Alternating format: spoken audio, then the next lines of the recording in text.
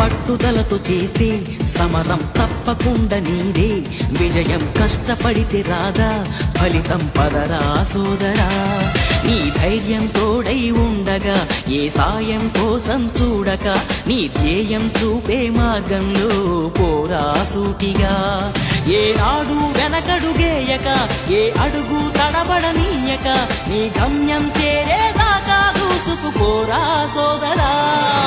పట్టుదలతో చేస్తే సమరం తప్పకుండా నీదే, విజయం కష్టపడితే రాదా ఫలితం పదరా సోదరా.